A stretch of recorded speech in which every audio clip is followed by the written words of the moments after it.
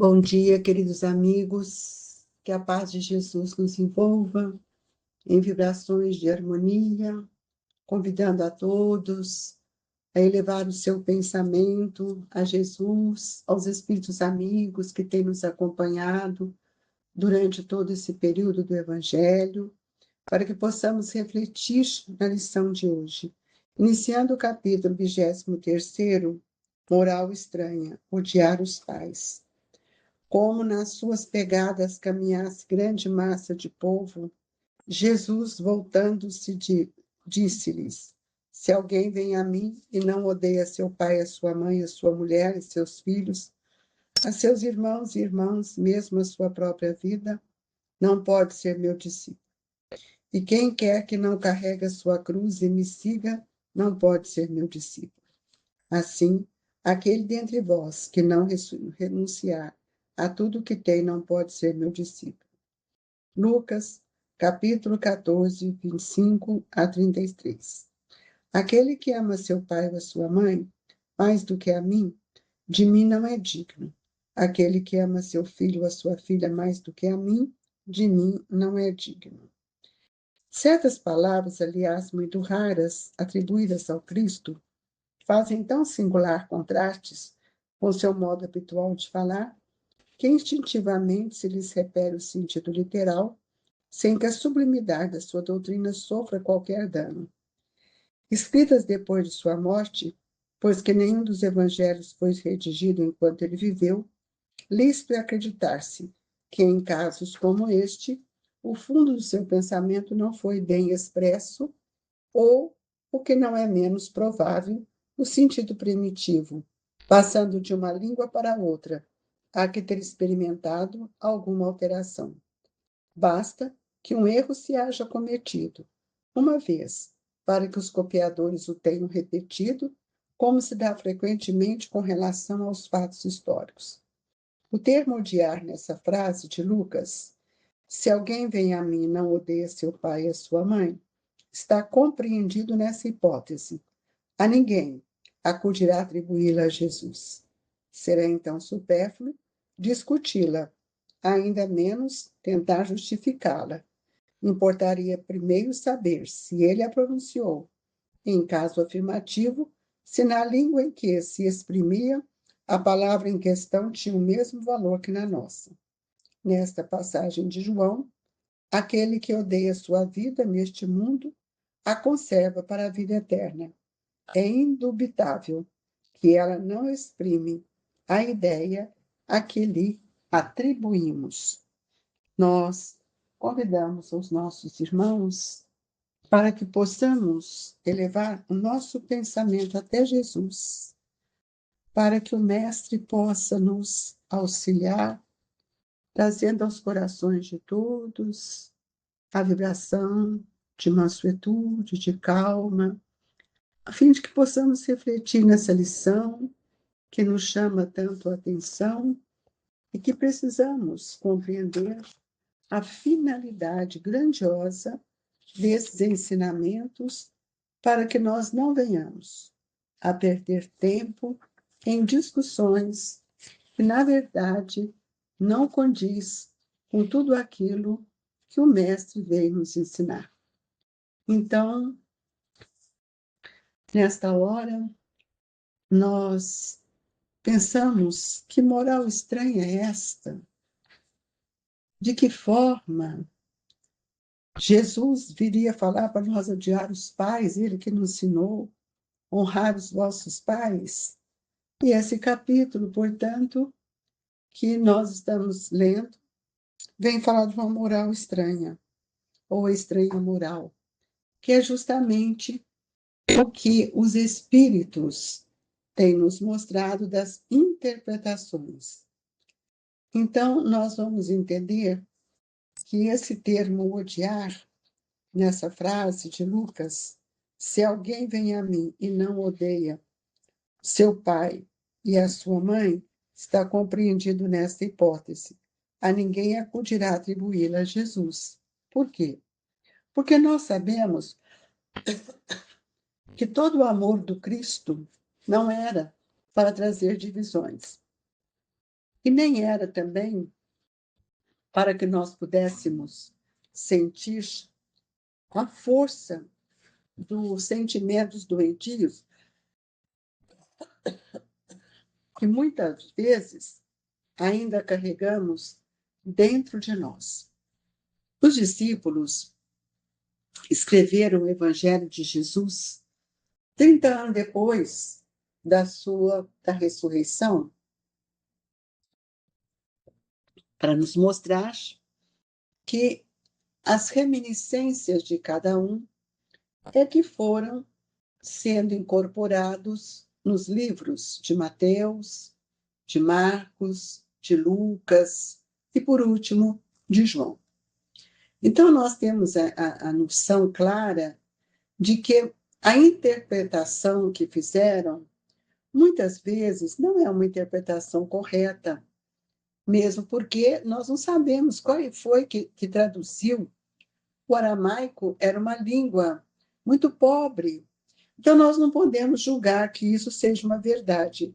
E a língua hebraica, que não era rica e continha muitas palavras com várias significações, então, por exemplo, aqui no Gênesis designa a frase da criação, servia simultânea para exprimir um período qualquer de tempo e a revolução de Uno. Falar que o mundo foi criado em 7 dias. Ora, nós sabemos que isso são alusões interpretativas de acordo com a época.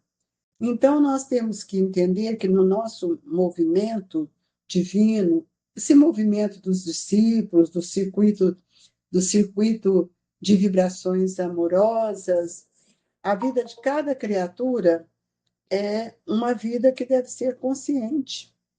E essa vida, ela é um conjunto de deveres para conosco mesmo, com a família, com os corações que nos unem, aos sentimentos que trazemos para conosco e para também com a humanidade inteira. E nós sabemos que não é fácil desempenhar todas essas obrigações sem que a gente esteja ligado às diretrizes do Evangelho. Por isso que essa palavra odiar, que Lucas traz, se alguém vem a mim e não odeia seu pai e sua mãe, é uma moral estranha. É uma estranha moral. Por quê? Se ele viveu junto com o pai, foi para a marcenaria, ensinou o valor de honrar pai e mãe, vivenciando, e nós vamos observar ainda que nos momentos finais de Jesus, ele fez uma alusão extremamente importante. Quando ele olha para Maria, que ele sente que ela estava só, ele dirige o olhar dele para João e diz, né? Olhando para compassivamente, ele diz: Mãe, mulher, eis aí o seu filho.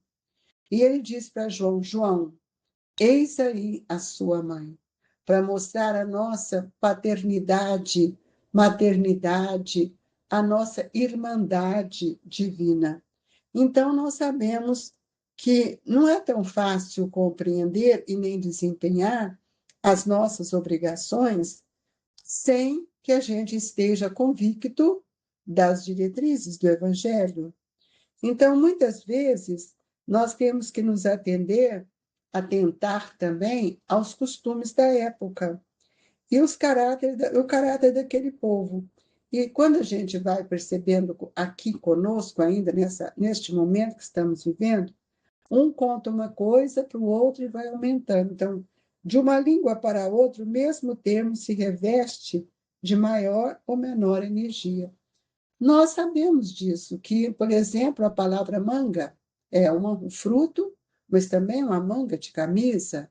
Então, são essas situações que nos levam a pensar que eles não tiveram a tradução com o rigor necessário, tendo em vista a grandeza dos ensinamentos, mesmo porque eles também não eram capazes de aprofundar em tudo aquilo, como hoje a gente tem esse aprofundamento pela doutrina espírita e pela compreensão da evolução que todos nós já alcançamos.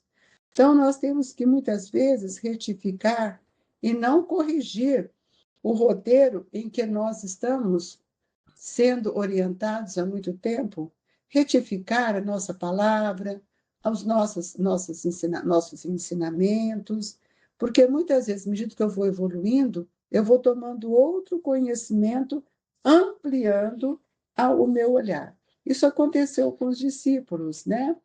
Que eles também foram ampliando este entendimento. E é por isso que, quando nós vamos ver os evangelhos, cada um tem um olhar.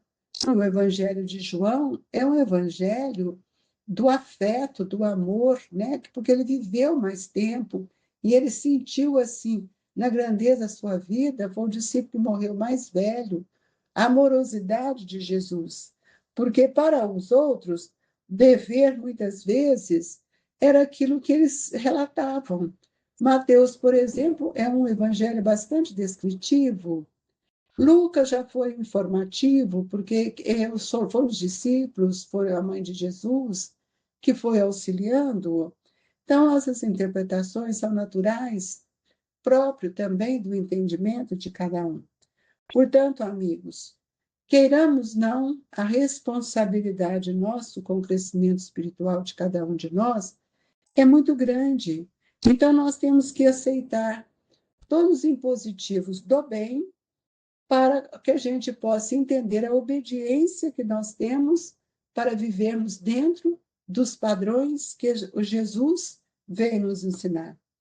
Então, nós temos que tomar algumas atitudes que são essenciais dentro da simplicidade do Evangelho.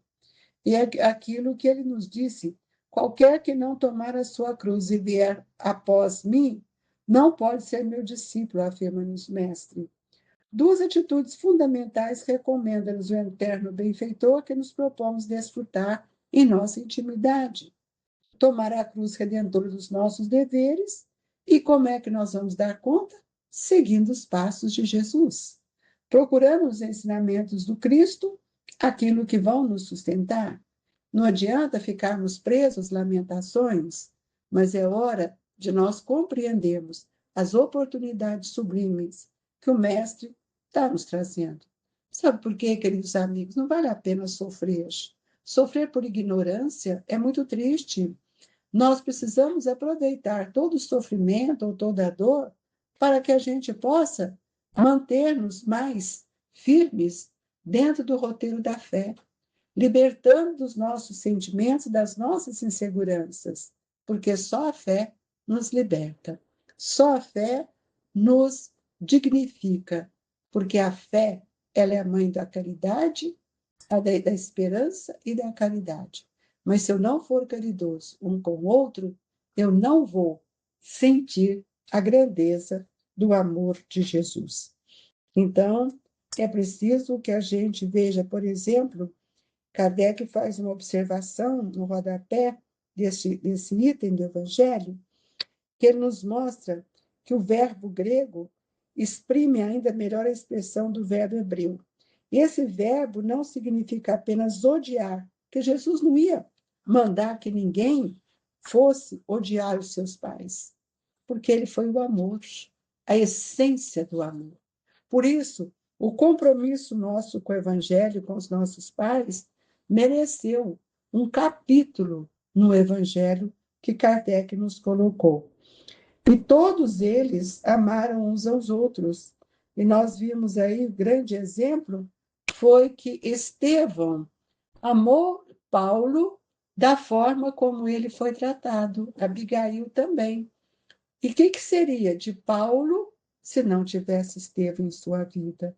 Então, queridos amigos, nós vamos ver que o texto de Mateus afasta toda a dificuldade desta compreensão. Peçamos a Jesus para que os nossos olhos possam abrir para a verdade e que o nosso raciocínio também seja mais amplo, mais pleno, buscando no Evangelho um roteiro sublime de todo, para que nós todos possamos caminhar com segurança.